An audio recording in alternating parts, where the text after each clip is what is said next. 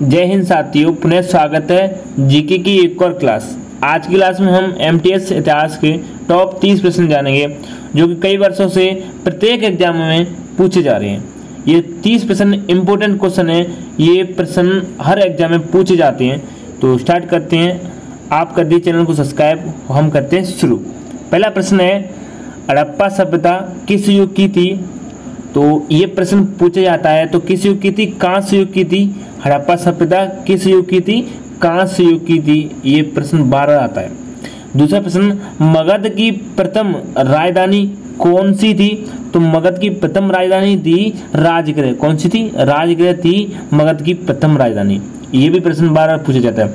अब देखते हैं अगला प्रश्न। अगला प्रश्न है, गौतम बुद्ध ने अपना प्रथम उपदेश कहाँ दिया था? तो सारनाथ में दिया था। गौतम बुद्ध ने जो प्रथम अपना उपदेश दिया था वो सारनाथ में दिया था, यानी पहला उपदेश पूछा जाता है। गौतम बुद्ध से संबंध सवाल बनते हैं कि कहाँ मृत्यु हुई, कहाँ जन्म हुआ, कहाँ उपदेश दिए और सर्वाधिक उपदेश कहाँ दिए, ये प्रश्न बनते हैं। चौथा प्रश्न है, मौर्य काल में शिक्षा का सर्वाधिक प्रसिद्ध केंद्र था? तो तक्षशिला था। मौर्य काल की बात हो रही है तो तक्षशिला जो कि शिक्षा का सर्वाधिक प्रसिद्ध केंद्र था। पांचवा प्रश्न देखते हैं, भारतीय संस्कृति का स्वर्ण युग था? तो भारतीय संस्कृति की स्वर्ण युग की बात करें तो गुप्त काल था। क्या था? गुप्त काल था भारतीय संस्कृति का स्वर्ण युग। छठवां प्रश्न है, बाल विवाह की प्रथा आरंभ हुई? तो गुप्त काल में हुई थी। बाल विवाह की प्रथा जो आरंभ हुई थी वो गुप्त काल में हुई थी। सातवां प्रश्न देखते हैं, मालती माधव के लेखक थे? तो भवभूति थे। मालती माधव के लेखक कौन थे? भवभूति थे। आठवां प्रश्न है, खजुराहो स्थित मंदिरों का निर्माण किसने किया था? तो चंदेल शासकों ने किया था। खजुराहो स्थित मंदिरों का निर्माण किया था वो चंदेल शासकों ने किया था। ऐसे प्रश्न आता है, खजुराहो के मंदिर कहाँ स्थित है और किस शासक ने इसका निर्माण करवाया था, ये प्रश्न बनती है। अगला देते हैं, नौवां प्रश्न है। नौवां प्रश्न है, त्रिपक्षी संघर्ष की पहल किसने की? तो वत्सराज ने की थी। त्रिपक्षी संघर्ष की पहल की थी वत्सराज ने। ये आपको ध्यान रखना ही है। 10वां प्रश्न है, कौन सा शहर चोल राजाओं की राजधानी था? तो तंजौर था जो कि चोल राजाओं की राजधानी था। ये प्रश्न आते हैं, इसी टाइप के प्रश्न ज्यादातर आते हैं, पूछे जाते हैं। इतिहास से बात कर रहा हूं मैं। अब देखते हैं 11वां वाला प्रश्न है, कुतुब मीनार का कार्य किसने पूरा किया? तो इल्तुतमिश ने किया था। कुतुब मीनार का पूरा कार्य किसने शुरू करवाया? तो कुतुबुद्दीन ऐबक ने, और पूरा किया इल्तुतमिश ने। 12वां प्रश्न है, किसने इक्तादारी प्रथा चलाई? तो इल्तुतमिश ने ही चलाई थी इक्तादारी प्रथा। अब देखते हैं इससे आगे प्रश्न 13 वाला, कुतुबुद्दीन ऐबक की राजधानी कौन सी थी? तो लाहौर थी कुतुबुद्दीन ऐबक की राजधानी। 14वां प्रश्न है, विजयनगर किस नदी के तट पर स्थित है? तो तुंगभद्रा नदी के तट पर स्थित है विजयनगर। विजयनगर किस नदी के तट पर स्थित है? तुंगभद्रा नदी के तट पर। अब देखते हैं 15वां वाला प्रश्न है, भक्ति आंदोलन के प्रारंभिक प्रतिपादक थे? तो रामानुजाचार्य थे जो कि भक्ति आंदोलन के प्रारंभिक प्रतिपादक थे। 16वां प्रश्न है, पानीपत का प्रथम युद्ध कब हुआ? तो पानीपत का जो प्रथम युद्ध हुआ था 21 अप्रैल 1526 में। अब यहाँ पर ध्यान रखना कि पानीपत का प्रथम युद्ध कब हुआ, सबको पता होगा 1526। लेकिन अब जो पेपर में पूछी जाती है वो डेट पूछी जाती है कि पानीपत का प्रथम युद्ध कब हुआ था, किस डेट को, यानी डेट पूछी जाती है। तो 21 अप्रैल 1526।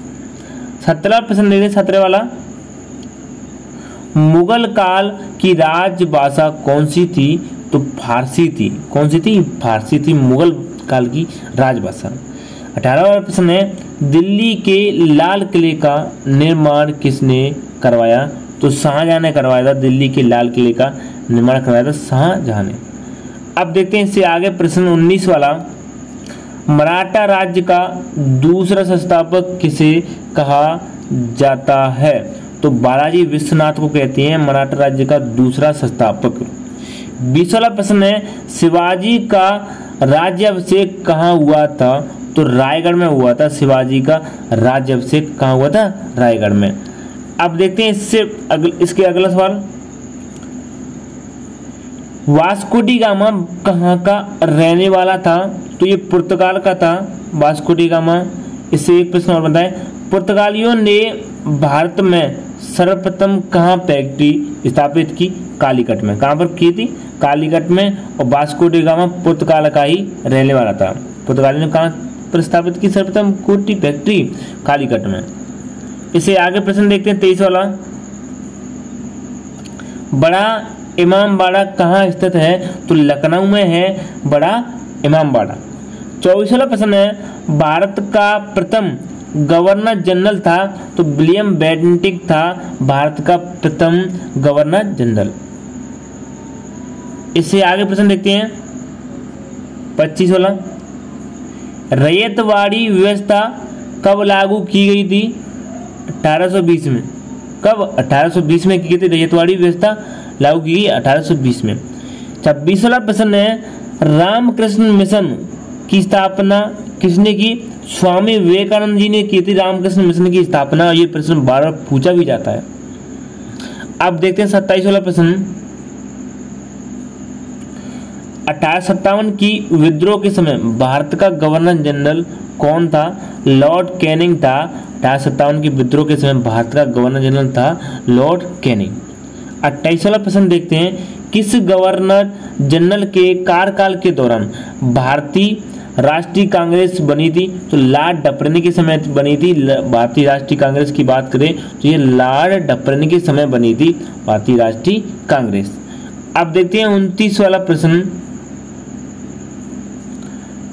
गांधी इरविन समझौता किससे संबंधित है? तो ये सविनय अवज्ञा आंदोलन से संबंधित है गांधी इरविन समझौता। ये प्रश्न भी बार बार पूछा जाता है। इस क्लास का अंतिम प्रश्न, लाइफ डिवाइन पुस्तक के लेखक कौन है? तो अरविंद घोष हैं लाइफ डिवाइन पुस्तक के लेखक। फ्रेंड्स, 30 प्रश्न जो कि इम्पोर्टेंट ही हैं, क्योंकि ये प्रश्न आए हुए हैं इसलिए मैं इनको लाया था कि ये प्रश्न बाकी परीक्षा में बार बार पूछे गए हैं और एसएससी की प्रत्येक एग्जाम में भी पूछे गए हैं। तो ये इंपॉर्टेंट प्रश्न है। वीडियो अच्छी लगे तो लाइक करना और चैनल पर नया तो सब्सक्राइब करना। इसी तरह मिलते रहेंगे एक और क्लास में। जल्दी एक और क्लास आएगी, अब भूगोल की या इतिहास की एक और क्लास लेके आएंगे। Thank you.